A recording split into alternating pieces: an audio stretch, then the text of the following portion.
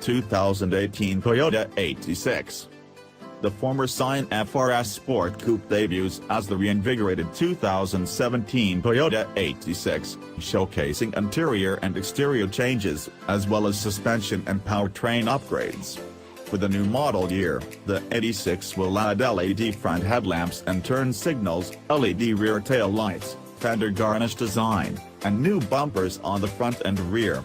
Additionally, the alloy wheels feature a new design.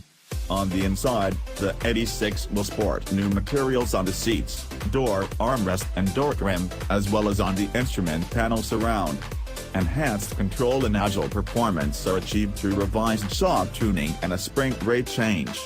On cars with manual transmissions, there is a gear ratio change for improved acceleration, as well as a 5 horsepower increase to the 2.0-liter 4-cylinder. Hill Start Assist control helps prevent the car from rolling back on steep hills.